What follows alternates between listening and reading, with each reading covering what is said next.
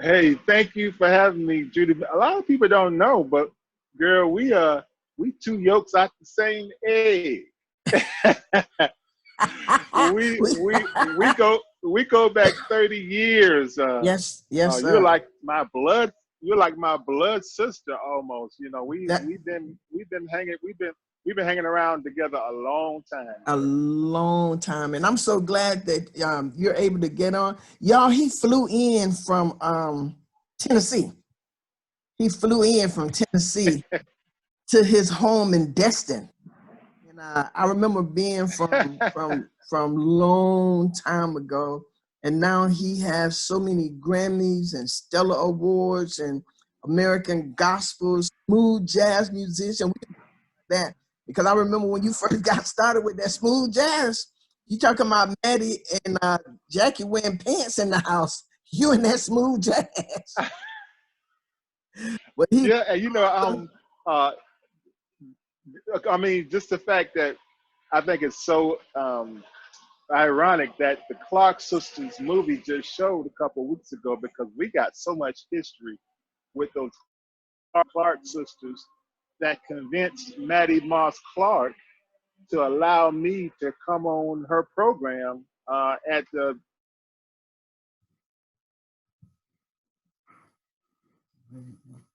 man, here, put it on Facebook. It froze. Florida.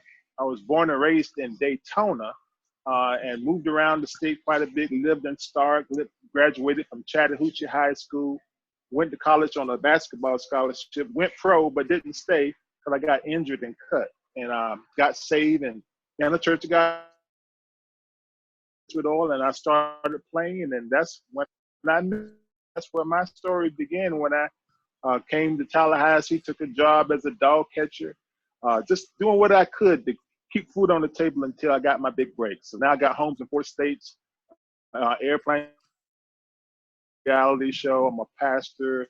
You know, I'm just a happy guy. So, but it started right there with you in Tallahassee, Florida. Yeah, one of the things I want you to talk about, you just kind of briefly skirted through it, but you was a dog catcher. Then you took a job as um, um, a worker in a music store, and you, Oh yeah, that's a good story, girl. I mean, yeah, here I am with a new gift to play keyboard, and I got this jazzy style that's so different. And so the church folks was like, that ain't really gospel, you know. Nobody put me on salary. Churches would let me play with the choirs, but nobody would pay me to do what I did. And so I had to get a job to keep food on the table while I'm waiting on a music break. So that job was dog catcher. I wasn't even a very good dog catcher. I'm required by Leon County Animal Control to bring 12 dogs back to the dog pound at the end of my shift. Now I get off at 5. It's 3 o'clock in the afternoon, Judy. I only got 4 dogs in the truck. That's where my faith really started working. I gotta believe God because somebody about to get their dog stolen. And so that's here I am catching dogs, but I got a song in my heart. And some whoa, people may be listening today that they're working on a job, you know, but there's something else in their heart. You're on the right program today. That was me. I'm catching dogs, but there's another song in my heart. I really want to do music. I want to travel. I want to encourage people. So here's my big break. I go in a music store, uh, Main Street Music, right there on Main Street there on Monroe Monroe. Street. And yep, and I got my dog catching uniform on, Judy. And I sit down and start playing on Les Stevens keyboards. I don't have the money to buy the keyboard, but it don't cost anything to test drive. Come on now, we gotta face it till we make I it. like that. So So you I'm in there with a so I'm in there with my dog catching uniform on my lunch break, playing around on these white folks' pianos. And while I was playing, somebody that was shopping in the store heard me playing. They gathered around and heard me playing. And one of the customers says to the store owner, "Hey, I'll buy the keyboard that the dog catcher is playing." And this kept happening. they would say, "Hey, I bought it. But let me buy the keyboard that the dog catcher's on." And so Les Stevenson, I never forget it. He came over to me one day and said, "Ben, I love it when you come in the store and play because every time you play, somebody buys something. How much do you get paid to catch dogs anyway? Why are you even catching dogs?" And so I said, I'm just in my in-between stage. I'm not in Egypt, but I'm not in the promised land. I'm in the wilderness right now. And so he says, "How much do you get paid to catch dogs?" I said, $980 a month as a dog catcher 3. And he says, "How much would I need to pay you for you to quit catching dogs and you just come in here and be a keyboard demonstrator?" Man. I said, $979.99. And so he hired me on the spot to become a keyboard demonstrator. I did not even go back to the dog pound to quit. I called him on the phone. I said, "Listen, this Tank, I quit. I'm mailing you your uniform. You might want to come get your dog truck. It's outside. It got 4 puppies in it." So that was how I got the big break to become a keyboard demonstrator. But it's God working behind the scenes because now I can develop songs and practice and get paid to just do what I wanted to do anyway. Yeah. And you know the story. I was able to buy equipment for half price with my employee discount, put together a home studio, started recording, then got my first record out and moved to Nashville, and the rest is history, girl. Wow. I remember then when we went to the Holy Convocation and you how many cassette tapes you had and in your box, and you sat on the side of a table. Somebody let you use half of their table. Well, not even half of their table, just a little spot of their table. And one of the things like too, you always had that smile. That smile you got right now, you just always had. And you were smiling, and people would tell you no, they weren't gonna buy your tape, but some said yes. And by the time we end up finishing, though, I think you had sold all your tapes at the convocation. Over 1,000 at $10. So y'all go figure. Over 1,000 tapes I sold at $10. $10,000 for 2 or 3 days of selling tapes. Man, you could not stop me now. I messed around and tasted that success, and I said, "No, you know something? God has something for me, and I'm never going to ask permission from man to do what God called me to do again." Oh wow, I love it. Let's talk about that for a minute. You say you're never going to ask permission from man to do what God has called you to do. How come? Well, because you can't look for people to get excited about what God gave you, because he didn't give it to them. He gave it to you. So if you look for confirmation from other people, you might get it. You know, like when you get ready to do something, and when Gerald get ready to do something, y'all know y'all can call me and Jewel. We gonna get with you. That's true. But that's a crapshoot when you're dealing with people that you don't know. You get your vision out there, you don't know if people gonna get with you. So you can mess around and hit somebody that's got some haterade and a dream assassin, and that can really abort. That can cause you to abort that baby that God put in your belly, because you told the wrong person, and they did not water the seed that was in you. They aborted the seed that was in you. Oh, wow. You know what just came to mind, Ben? Even when Joseph told his dream, he still told it to the right person, because he got promoted every time. He was in those different places, but he got promoted every time that he went in the pit. He went to the pack.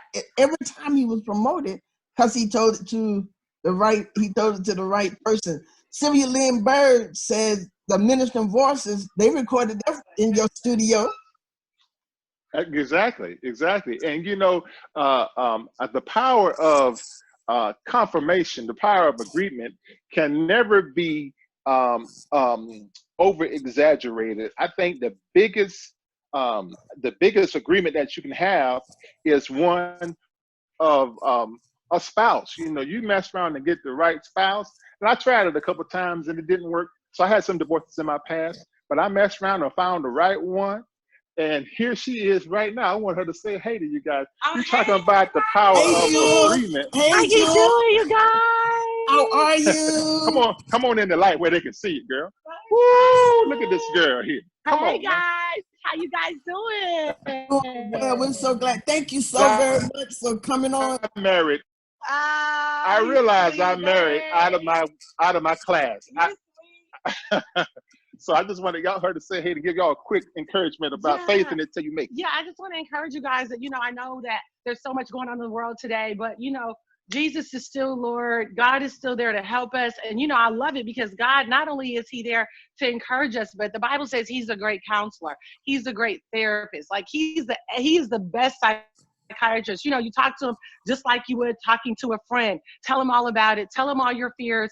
And then what does he do? He starts to remove those fears for you. So I just want you to take a stand of no fear here. When you feel afraid, talk to the Lord about it. Ask him to take it. Don't stand for it and go right back to faith. So I love you guys.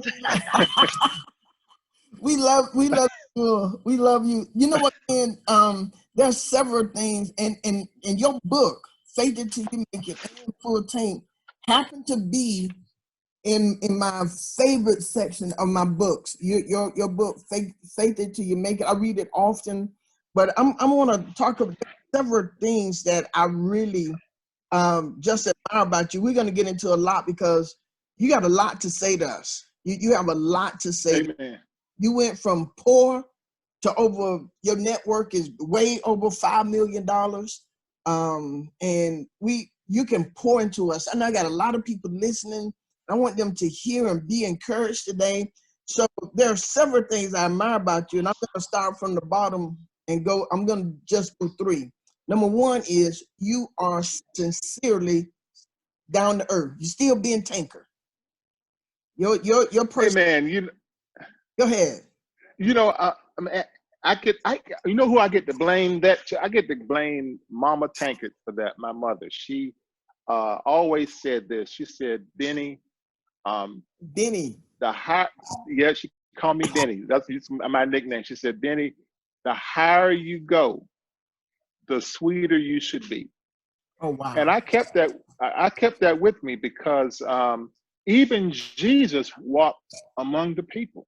That's right. You know, Jesus didn't have a whole bunch of security guards and people saying, get out the way, Jesus coming through. You are nobody, get out the way. No, Jesus walked amongst the people. So if we really want to be like Jesus, the closer you get to him, the more humble you're going to be. And I believe that as much as God has given me, you know, I don't hold back on my testimonies. Every time something new happens, I call you and say, Judy, this is what God is doing. I got this plan. I post everything. I don't hide nothing because I ain't used to nothing. God, I came from nothing. Wow. So I'm not used to nothing. I'm country. I'm more country than an outhouse that got 2 seats. I'm not country. An outhouse with 2 seats. And so you are country, because you got me. We're gonna come into that story. You got me because when I first turned on your page the other day, and the tears like they were coming out your eyes, like, oh my God, what happened? What happened? So it showed those reds. I said, that man is crazy. I was happy. Here I am sitting in a multi-million-dollar mansion, giving God praise about some hot link sausages I found on sale for 5 packs for $19. Come on now. And so but this is what I believe. If as much as God has given us, homes in multiple states, cars, beautiful family, airplanes, TV show, ministry, all that stuff, as much as God has given me, the way I think, if somebody gonna have an attitude, if somebody gonna be arrogant, if somebody gonna have a bad spirit, it need to be somebody that ain't got nothing. Wow. But if God bless you, wow, you better have a good attitude. You better stop and sign these people autographs and take pictures with these people because your rustic tail didn't have to be famous. Yeah, you're right. You're right. And that's one of the things that I admire so much. And I remember even when I call you, I'm like, you say, hey, what's up, girl? I'm like, man, you answering your own phone. You still answering your own phone? I'm like, who else answering? This is my phone. I mean, I love it. I mean, and you're the same. I mean, and we talk, and you always the same. And so that's one of the great things that I truly admire about you. Number 2 is your love for your wife and family.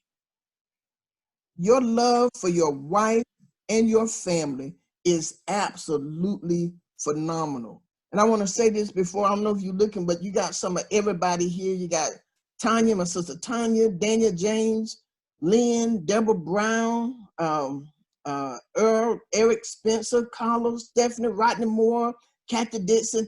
You got so many people tuned in. Clifford Davis, Demetrius Burke, Wendy, Carolyn.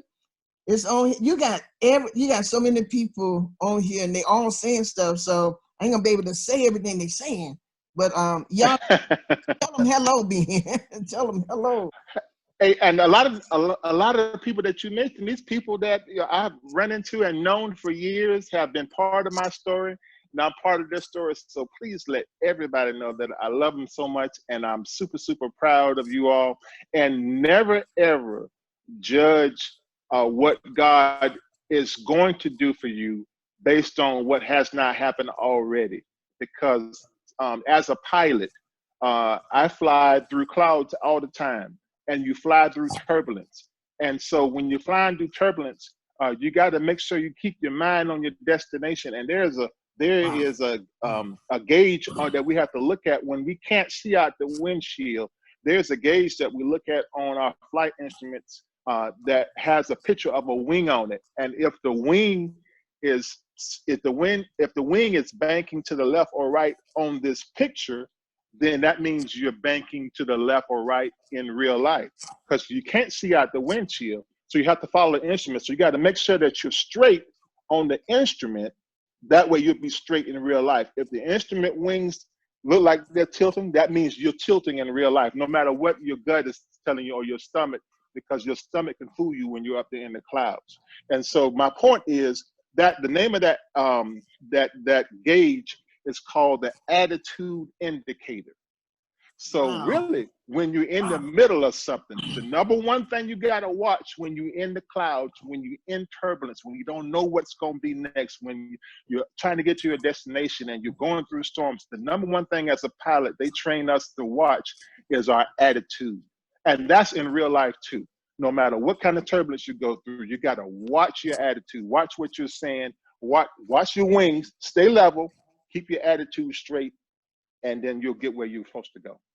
Wow, that is awesome, man. I hope y'all taking notes in that as well, because that is very, very important. And for those of you who just tuning in, we're having technical difficulties with coming Facebook Live. So we had to do the next best thing, but we were going to make it, because we're going to faith it until we made it. We got another setup here. So I know that I'm, I look a little out of whack on this thing, but we got it going on. But I want to get back then to your love for your wife and family. I don't care what you do or how you do it. You're always bragging about your wife. You bring your wife alongside you, all of your children. You all have done well. And I know Jewel had mentioned on another one of her shows about a blended family. I mean, but you all are fantastic. Talk about, even as you're making it or going towards faith, how important it is not to lose hold of your family. That is such a good question, because I haven't always got it right. In fact, the fact that I got it wrong was an open door for a TV show. Because you see, when I was pursuing my career, and I got married the first time I got married, I didn't know who I was. Second time I got married, I didn't know who she was. And so the third time is a charm. So I have no shame in my game. Some people have think there's a stigma on divorce. Hey, I don't believe in divorce anymore. But I believed in it at least 2 times before in my life. And so what kind of caused those divorces was my pursuit for my career. I would be so career minded that I would not involve my family and bring them along, you know. So what happened was, my kids grew up in the baby mama or the ex-wife's house, you know. So I didn't get to know my kids until they got grown and the child support ended. When the child support ended, which was, you know, several $1,000s a month, now the mama let the kids loose. They grown now. Now they want to come stay with daddy. So when they wanted to come stay with daddy, I don't know these kids. They don't know me. So we said, let's roll the cameras and let the world see how we figure each other out. So y'all That's figure where Thicker Than Water. where Thicker Than Water came. That's where they came from. Oh wow. They got grown and moved back home. I got all these grown people that's living in my house that looking at me side eye because I wasn't at their recitals when they was 9 years old, or were at the birthday party at 16. I don't know what y'all mad at me about. Just come to the dinner table. We'll figure it out. And so I've learned along the way. I've learned along the way that family is important, and that as you grow, because I know that the fact that people are on your call today means they're dreamers, Judy. Yeah. Nobody hangs around Judy very long unless they're dreaming. So the fact that they own with you today, they want bigger things out of life. They want greater things out of life. And so let me encourage you, as you do it, put your family in the middle of your vision, so that when you're looking at your vision, you're looking at your family. Oh, say that again. I know you're talking from here. Say that again. Put your family in the middle of your vision and your dreams, so that when you're looking at your dreams and your vision, you're looking at your family. For instance, let's just say someone got a job that takes them away from home quite a bit. They have to travel quite a bit, and the kids are frustrated because, Mama, where you going now? Or Daddy, where you going now? Here's how you counter that. You sit down and you show them the rewards of you going out of town. See, if you let Mama and Daddy go out of town, then come September, Daddy and Mama taking you to Disney World. Daddy and Mama taking you to Hawaii. Let them see the reward of what you're working for, other than just keep food on the table. And then what you can also do is you can make a game of it. Say, hey, help Daddy pack. Go get my socks. Help me pack the bag. If you do that, I promise I'll bring you something from the road. So now they're excited. They're like, Daddy, it's time for you to go, because I know you're going to bring me something back. Oh, wow. Wow. So when you're looking at your vision, you're looking at your family, you're looking at your family, you're looking at your vision. If I had to do it over, I would do those things. And one of the things that I saw too, in reading your books, watching your show, is that your children are dreamers. And right. A lot from you and Jewel, because you all build your children, even your church. I mean, things, and it's kind of like, and I agree with you. And I thank you for always just answering my call, you know, and we feed on each other, because if I have something, I'm gonna come to you. Ben, what do you think about this? Because I know that you're always gonna support it. Always. Can you hear me, Jude? I think we lost signal there. Always gonna support it. Always gonna give feedback and all that. So you have your children dreaming. Yeah, I think it's important to have family meetings. Go around the table. See what's good, what's on the tip of your heart. What are you believing for? I mean, I think the high five of goal setting is, if I spend 5 minutes with you, I should be able to tell you what I believe God is going to do in my life in the next 5 hours, 5 days, 5 weeks, 5 months, and 5 years. If I spend time, all of the people that you have listening on, I see you reading the names. Every name that you're looking at, listen to me, guys. If I spend 5 minutes with you, you should be able to tell me in 5 minutes what you believe God is doing in your life in the next 5 days, 5 weeks, 5 months, 5 years. If you cannot tell me that in 5 minutes, then you're not spending enough time with God and your dreams. You may be spending too much time on social media. In fact, you should not begin the day with your cell phone anyway, but most people do. And contrary to what's going on, you don't have to look at your cell phone 17.5 times an hour like the statistics say. You do not have to do that. So you can hold your cell phone up and say, cell phone, let me talk to you. You are not the boss of me. You are not the boss of me, cell phone. And so we have this kind of conversation. Let's do that right now. Hold the phone up. Hold it. I can't hold my recording. Hold the phone up and say, cell phone. Cell phone, you are not the boss of me. You are not the boss of me. And then now that brings us to number one, my admiration for you, and the reason why we're doing this show today, and that your faith in God is solid rock. It's rock solid. I mean, every time we talk, every time you read your Facebook page, if you're in your company, you just like Jules just came on. The first thing she started talking about was God, because I've watched you all these years, over 30 years. And one of the things I know, your faith in God is rock solid. And that's why we're doing this today. Faith it till you make it, because I really want the people to be encouraged. We're living in this good time for planning and getting in 5 hours, 5 days to get those things ready. And so let's talk about that. Your book, Faith It Till You Make It, as I said, is one of my favorite books. I read that book once a year.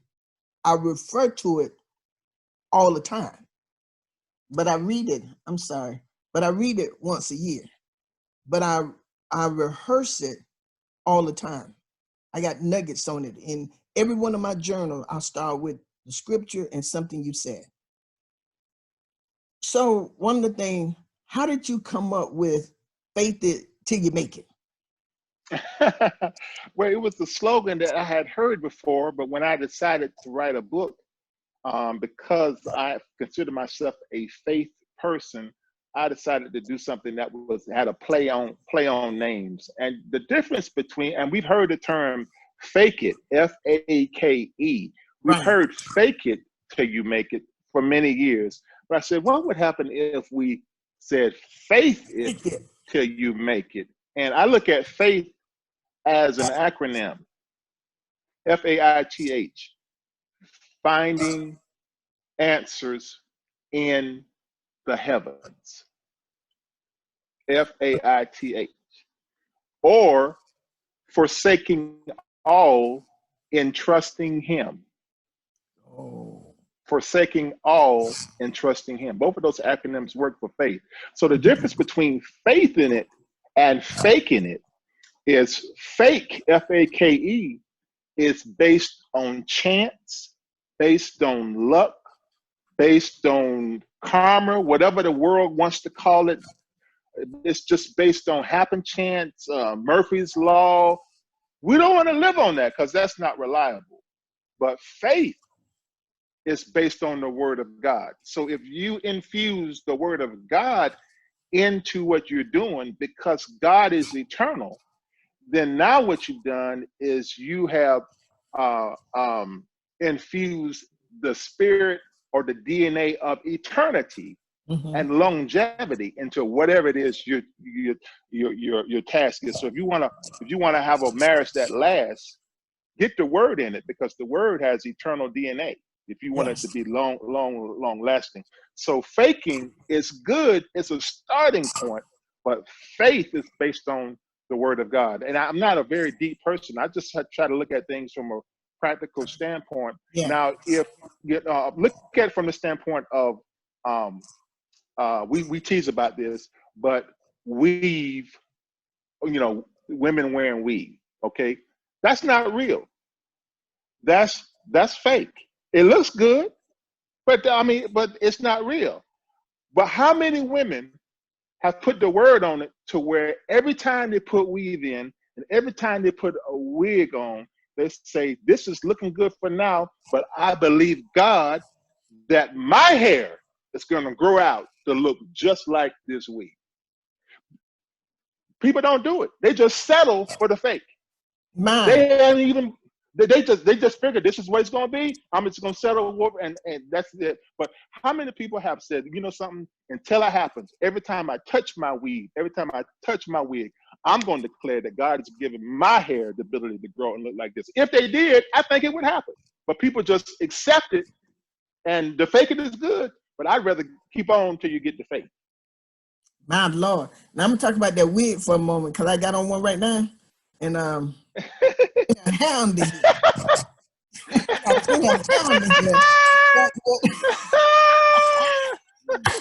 I'm playing a hound here, but you just made a point. This is more convenient, so it's easier to fake it in the convenience of the moment. You preaching instead of applying. You preaching, girl. You preaching, and depending on what the matter is, depending on what the matter is, it comes a time where faking won't do it for you. It comes a time, it's, you know, for hair and nails, and this is just superficial things, they'll pass away. It's cool. That's a good example. But when it comes to talking about your marriage, you don't want a fake smile. You want to smile because you really love that person. When it comes to your health, you don't want to, when it comes to your health, we in this COVID-19 foolishness. When it comes to your health, you don't want to be acting like you healed. You want to really, really, really be healed. Yeah. And you know what, being faking it, and this here, when I get out for here, the first thing I'm going to do is take this off. Why? Because it's all hot, it's hot, it itch, it's irritating, and that's what faking it does. It make you frustrated, it aggravates you, and it's itching. And it's not long lasting. And it's not long lasting. It's not long lasting. Yeah, you preaching today. It's not long lasting because if these ends don't lay down right, they got some stuff on, and you got to make sure. And if it don't lay down right, it don't stick out right. But right. Always put everything in order. Right. And some of the exercises that we give our church to do is we say this: listen, you got to think. You got to think. You can't have a mind that's not thinking. You can't just have a blank mind. Your mind is always thinking something. So if you got to think something, you might as well think big. Oh, I love it. You got to think. I love it. Absolutely. Now I'm old school. Now, I like fried bologna. I like fried bologna. I'm old school, but I like old movies. I like black and white movies. So ain't nothing wrong with having a black and white program, but I'm gonna watch it on a color TV. So I'm in a 13,000 square foot mansion.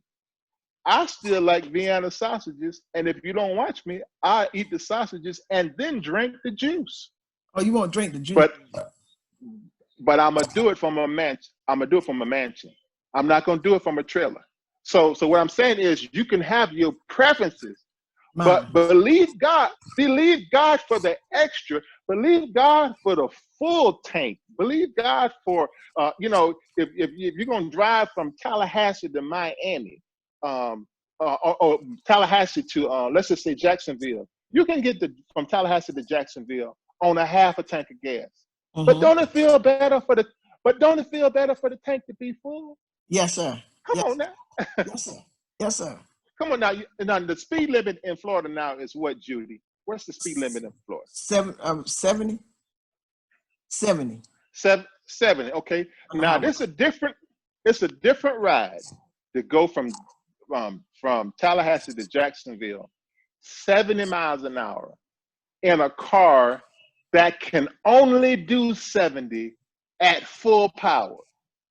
That's a different ride than when you're in a car that's got 260 on the speedometer. You can do 260, but you only gonna drive 70. It's still 70 miles an hour, but it's a different ride because you got so much more potential. Come on, talk to me.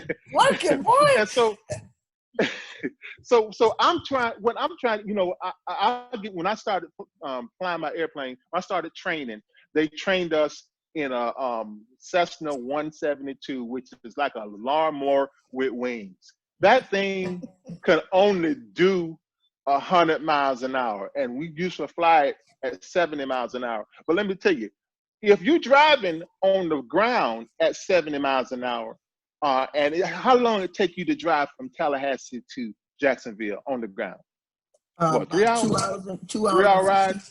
2 hours. We 2 hours, and we get there in 2.5 hours.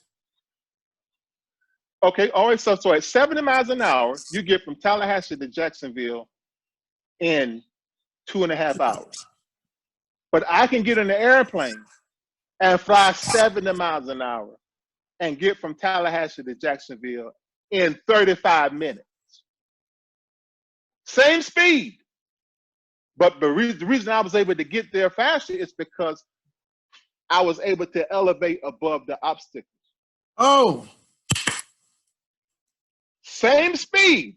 Real talk. But because I went higher, I'm able to go faster and accomplish. And that's what faith does. You can exercise the same energy as somebody that's working across the cubicle with you. You own the same salary. You got the same education, and there's a non-believer over there, but there's a believer over here. But God will cause your living to be higher than their living because you rose higher and you begin to say things that God said. You begin to think like God thinks. And so even though you're making the same salary, you get to live like a millionaire and they get to live check to check because you're in another zone. You're in another zone, doing the same thing. That's what faith it till you make it is. Ooh. In your book, you talked about your future here. Education. Oops. You don't need more education. You don't. You need more education. You need more faith. Exactly. And what faith is thinking, speaking, acting like it's already arrived. Wow. Man, that goes. So no more when somebody say, how you doing? Oh man, I ain't doing nothing. I'm just a squirrel in your world trying to get a nut, bruh. If I had your hand, I'd throw my hand in.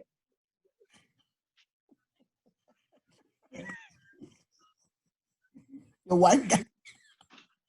She said she on a call in the other room. She's like, honey, you preaching to my people. Will you bring it down to a level 10?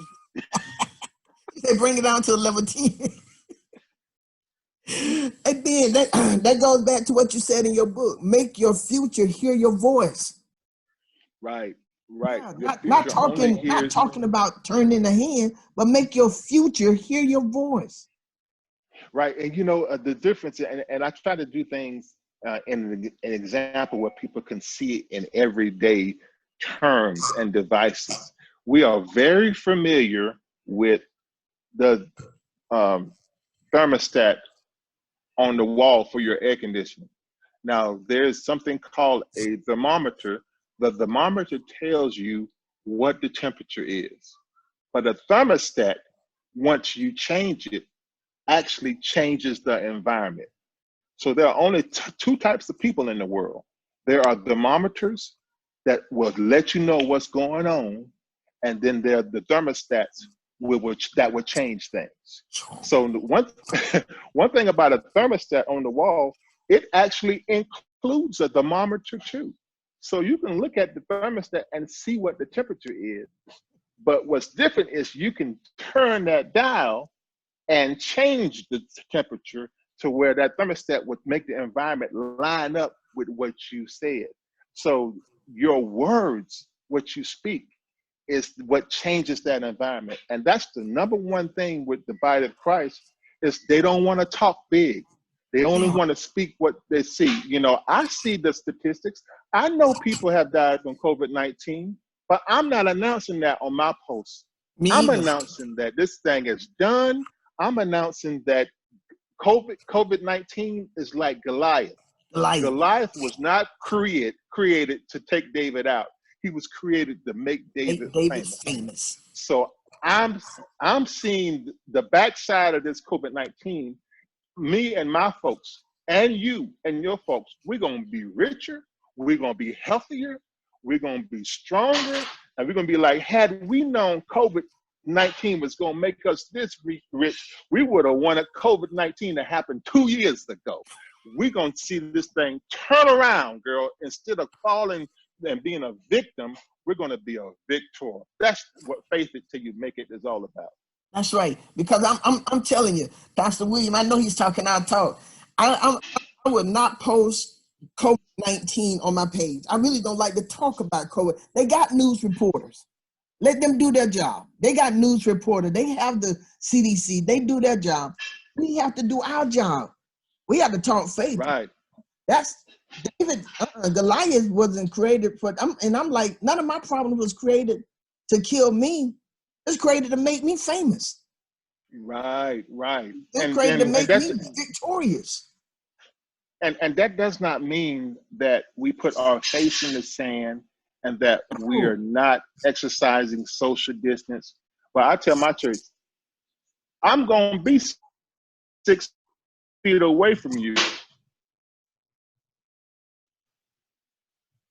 You're going to have social distancing, but practice it in faith and victory. You know, I raised the offering at my church the other day, and I said, all right, today we're going to have debt distancing. Instead of saying pandemic sicknesses, we say we got pandemic victory, pandemic sowing and reaping, pandemic. So come on now, we need to change these terms around to benefit the kingdom. I've been in the repossession business for a long time. I believe in repossessing the funk and bringing it back into church. So you got the wrong one. I was a guy that was a pro basketball player that God taught how to play the piano overnight. So if anybody can believe stuff, it's me. I married somebody that looked like Judy Tankard, and she's still with me in 20 years. I can believe for anything. So you got the right one. You got the right one. You got the right one now, baby. You got the right one. And so you want to take some questions from your audience today? Y'all give me some questions. Y'all anybody got any questions for Ben?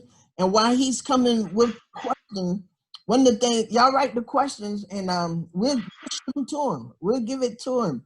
One of the things in your book, you said desperate people do desperate things. And so what I wanted to ask you to talk about is to encourage people who are desperate to be careful about making, I guess, the wrong choice or the wrong. That's so good. During desperate time. Talk to us about that is so good, Judy, because you know, I don't judge people that are experiencing habits, smoking and drinking and partying and premarital sex. This really is, that's not the root. The root is unfulfillment. And what happens is when you're not fulfilled, when you're not having your dreams fulfilled, because we're human beings, we want to win at something. So we end up winning at something that's not good for us. You winning, but you're just winning at being drunk. You winning at being high. So we need to flip the switch and let you win on something that's positive rather than win on something that's negative. And what desperation does, desperation causes you to do something that's out of character. So what do you do if you're desperate, if you're really feeling bad? You don't want to get with other desperate people. Okay. You don't need to be hanging with a desperate group. And so, because all y'all can't help each other. You need to find somebody with some victory and hang with them. You know, your environment will change you before you change it. You know, if you go into a room that's 100 and some degrees, I don't care how cool a person you are, you're going to start sweating. That is true. Because your environment. So the rain will wet whoever get out in it. So if you're experiencing financial hardship, Start hanging around some folks that are not experiencing financial hardship. You don't even have to talk about it. Just be around them. Just be around It'll them. get on you. It'll get on you. Just be Mhm. quiet and listen. Listen. I used to, even before I started flying my airplane, I didn't have the money to buy the airplane, but I did have enough money to buy the owner's manual. That was only $80. And so I bought the owner's manual, and I'd go sit in the private airport and just observe how aircraft owners act when they get off their plane and walk through the airport. I just wanted to observe and see what's it feel like in this environment. It don't cost nothing to sit up in there. It's like window shopping. That's one of the big things in the Faith It Till You Make It book, is practicing the promise rather than rehearse the problem. Practice the promise. Don't rehearse. You need to be walking in neighborhoods that you want to live in. Get your little warm up on, some clean white shoes, park your car there at the entrance, and walk through this neighborhood like you already live there. You want to get your shoes used to walking down these streets. You're gonna take the same route. If you live here, you'd be out here working out, walking. So go over there now and walk through there on Sunday afternoon rather than sitting up at home watching TV all day after church. Get out and go test drive something that you can't afford. All you need is your license. Tell them I want to test drive this. Well, where you work? They ain't none of your business. I just need to test drive this car. Those salesmen try to pre-qualify you, but they can't keep you from test driving something. You ain't got to show them no money. Go test drive that car. Get it in your spirit. And that's what Faith It Till You Spirit. Because I was just about to ask you, why the white shoes, but you explained it. Because those new shoes haven't been walked around everywhere. So you take them to the area where you want to go. Thank you. And the more you get your mind there, then your behind will go there. Get your mind there, your behind will follow. Put your mind behind, gonna follow. One of the things, Ben, is they said they know that you have accomplished a lot, and coming from where you come from, you know that you probably had a lot of people who didn't like you, or you got a lot of negative responses. How did you handle that? How do you deal with negative responses? Not good at first. Not good at first, because I was so concerned with what people were saying about me. But then I began to study successful people, and I found out that all successful people have haters. Mm-hmm. Jesus had some haters. Mm-hmm. Come on now. If you don't have no haters, you might not be gifted. Oh. If you don't have no haters, you might not be talented. So that's just part of it. I heard someone say this. It was Bishop T.D. Jakes. He said, "I never met a hater that was doing better than me."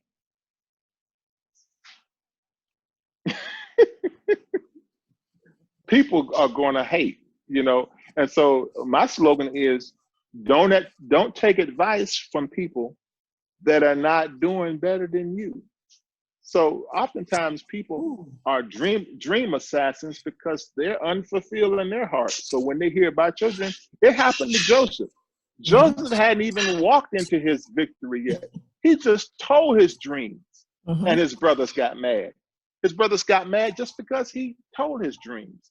So you have to really watch who you cast your pearls before. Don't let them be swine because they won't appreciate it. You can't fit a 10-gallon vision into a pint-sized mentality. Oh. All right, y'all go ahead and ask questions, because we're going to be leaving here in just a little bit. Okay, so in your book, you said most people are highly developed on the belief side and underdeveloped on the action side. You said works will work without faith, but faith will not work without works. And then you said, yeah, I see it all the time. Do something now. Yeah, I see that all the time. oftentimes we look at secular people that are successful, and we get to challenging God. God, I go to church, I love you, I live right.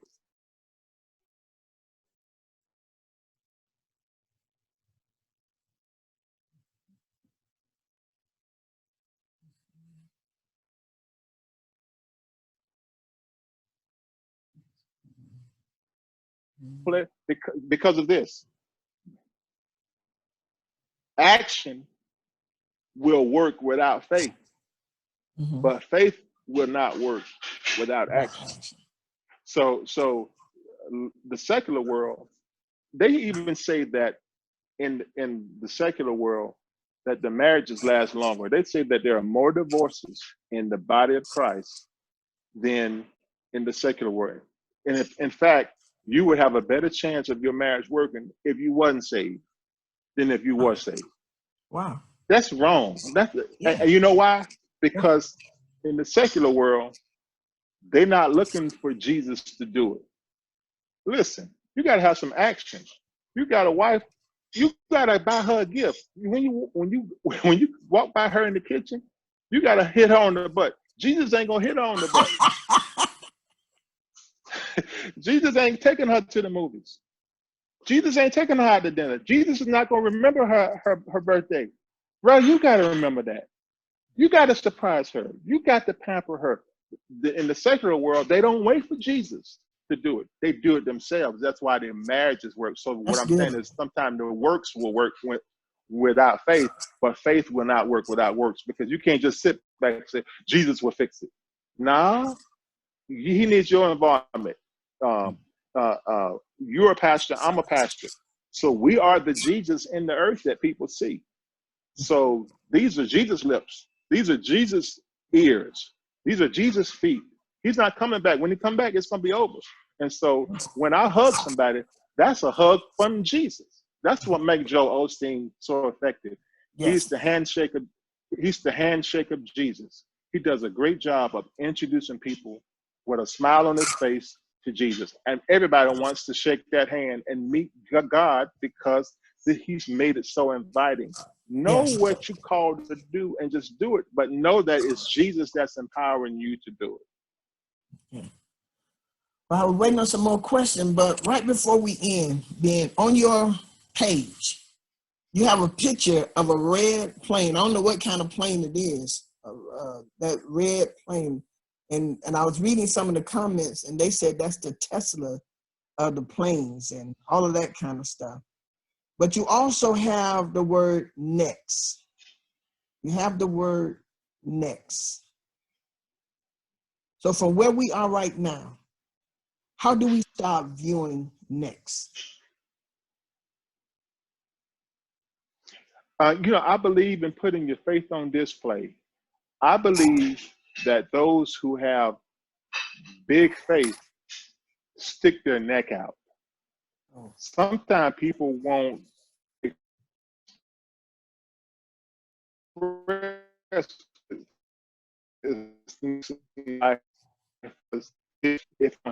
listen, I'm not powerful enough to make my dreams come true. So I get my vision out there. If it don't happen, it ain't on me. It's on God. He just ain't done it yet. But God's watch doesn't say by Friday or by Tuesday or by September. God's watch says half past eternity. Can you hear me? Can you hear me, Judy? Now we back up. You have to start all back over. The Zoom went out. Anytime you see a construction company that's getting ready to build something, even before the building go up, you see a sign that says "Coming soon." Yeah. Chick-fil-A. They don't have the financing. They ain't got one brick. They ain't dug one hole. But they're putting a notice out there that this land right here is going to be the next Chick-fil-A or the next First National Bank or whatever. And so you just put a sign up that says what's next. And what happens is you send a message to other people. So every time they drive by, they say, oh yeah, that's going to be Chick-fil-A. Oh yeah, that's going to be Chick-fil-A. Oh yeah, that's going to be Chick-fil-A. So me posting a picture of my next airplane on my Facebook gets thousands of people in agreement with me by saying, oh yeah, that's Tank's next plane. Thank you. That helped it come to pass. That's true. Oh, Now, there's going to be some folks that say, you know, there's going to be some folks that say it don't take all that. But, you know, you don't not do something, you know, just because somebody is hating on it. You know, there are people that are abusing pharmaceutical drugs. That don't stop you from fulfilling your prescription. Not There's at all. there's some drunk drivers out there. They don't stop you from renewing your driver's license. So. And that is awesome. Let me check and see if we have any more. I have an appointment in just a minute, but my sister told me to ask Ben, does he remember me helping him with Yolanda Adams and selling his cassette tapes? She said, do you remember? Absolutely. We could not have done it without her. She told me to tell you she need her 2%. Hey, tell her to go to Winn-Dixie, go to the milk section and pick up a big gallon of 2%, and I'll reimburse it. I love it. So Ben, before we end, again, I want to thank you so very much for taking our time. You have really blessed the people. You have blessed me. Thank you for just being patient and just getting all of this together. Okay, here's another question. It says, how do you move forward when you know what to do and feel stuck? How do you move forward when you know what to do and feel stuck? That's a very, very good question. And that is how so many people have felt. I interview a lot of successful people and people that are doing big, great things. They all have that same testimony. At some point in their life, they felt stuck. So whoever asked that question, I want you to let them know that they are not alone.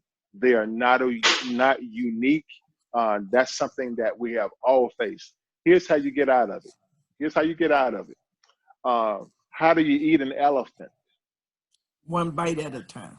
One bite at a time. So many times we're stuck because we're trying to get all four wheels out the mud at one time, when you should really just concentrate on one wheel at a time. Break it down into bite-sized things. You know, you might not can finance your new business, but you can clean out what's under your bed. You can clean out your trunk of your car.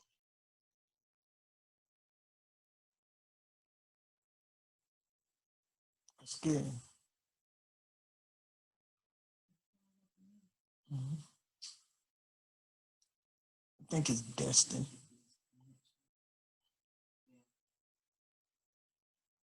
I know you can hear me, Ben. You'll be back in a moment. And the last thing you stopped on was you can clean out the trunk of your car. So